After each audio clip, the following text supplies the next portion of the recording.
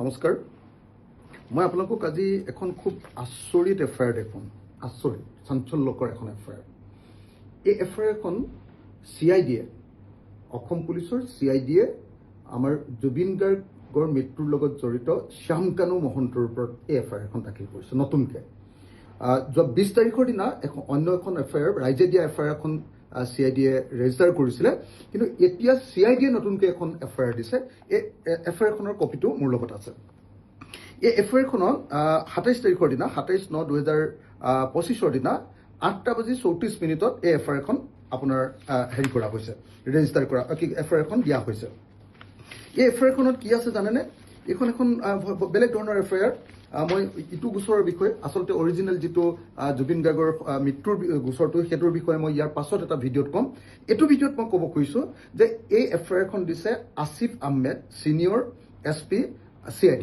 তেখেতে দিছে আৰু এই এফআইআৰখনত আপোনাৰ ছেকশ্যন যিকেইটা আছে সেই ছেকশ্যনকেইটা আপুনি যদি চায় তেতিয়াহ'লে সেই ছেকশ্যনকেইটা আছে এই ছেকশ্যনকেইটা আকৌ আগৰ জুবিন গাৰ্গৰ ওপৰত দিয়া যিখন এফআইআৰ আছিলে তাতকৈ ডাঙৰহে ছেকশ্যন এইবিলাক নতুনকৈ দিয়া যিখন এইখন আকৌ এইটো জুবিন গাৰ্গৰ মৃত্যুৰ ওপৰত নহয় তো আপোনাৰ এই এফআইআৰখন দিছে শ্যামকানু মহন্তৰ অৰ্থনৈতিক কেলেংকাৰীৰ ওপৰতহে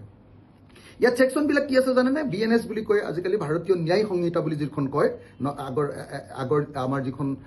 হেৰি আছিলে সেইখন ঠাইত এতিয়া আপোনাৰ BNS আহিলে BNSৰ 316 ছাবছেকশ্যন 316 ছাবছেকশ্যন 5 336 ছাবছেকশ্যন 3 337 ছেকশ্যন দিছে 338 ছেকশ্যন দিছে 339 ছেকশ্যন দিছে 340 ছাবছেকশ্যন 2 দিছে 341 ছাবছেকশ্যন 1 দিছে আৰু 342 ছাবছেকশ্যন 1 দিছে তো ইণ্টাৰেষ্টিংলি ইয়াৰ এই যিবিলাক হেৰি দিছে এইবিলাক হ'ল ক্ৰিমিনেল ব্ৰিচ অফ ট্ৰাষ্ট এইটোত আকৌ লাইফ জেল হয় তেনেকুৱা লাইফ জেল আগৰ আপোনাৰ কি কয় আপোনাৰ জুবিন গাৰ্গৰ মৃত্যুৰ গোচৰটোত অকল এটা ছেকশ্যনে আছে ইয়াত কিন্তু এনেকুৱা লাইফ জেল দিয়া কেইবাটাও ছেকশ্যন মই ইয়াত দেখিবলৈ পালোঁ এটা ফৰ্জাৰী 7 years জেল হ'ব পাৰে হেৰিয়াৰ শ্যামকানু মহন্তৰ ফৰ্জাৰী অফ ৰেকৰ্ডছ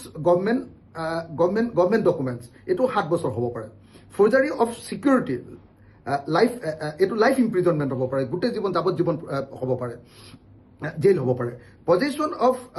ফ'ৰ্চ ডকুমেণ্টছ এইটো 7 বছৰ জেল হ'ব পাৰে use of false documents life জেল হ'ব পাৰে পজেশ্যন অফ কাউণ্টাৰফিট চিল এইটো লাইফ জেল হ'ব পাৰে আৰু ফ্ৰডুলেণ্ট ডিষ্ট্ৰাকশ্যন অফ উইল অথৰিটি এইবিলাকতো লাইফ জেল হ'ব পাৰে ইণ্টাৰেষ্টিংলি যে যি সময়ত আমাৰ হাৰ্টথ্ৰব জুবিন গাৰ্গ অসমীয়া জাতিৰ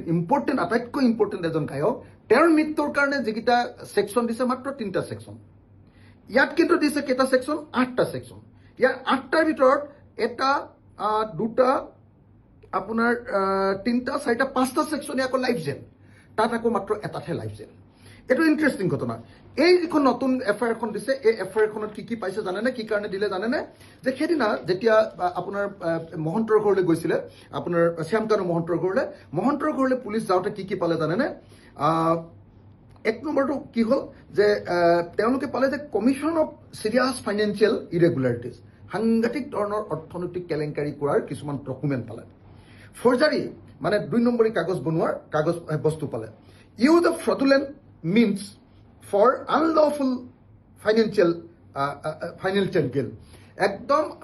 বেআইনী কিছুমান ফাইনেন্সিয়েল লাভ উঠাবৰ কাৰণে কৰা একদম 2 নম্বৰী প্ৰবঞ্চনা কিছুমান পালে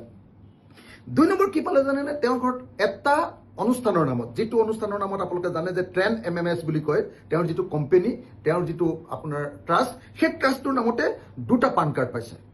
এটা অনুষ্ঠানৰ নামত কেতিয়াও 2টা পান কাৰ্ড থাকিব নোৱাৰে এইটো ফ্ৰডুলেণ্ট হয় এইটো টকা পইচা কেলেংকাৰী কৰিবৰ কাৰণে এইটো কৰে বুলি কয় গতিকে এইটোও প্ৰমাণিত এইটো পালে তাৰ পাছত কি কৰিলে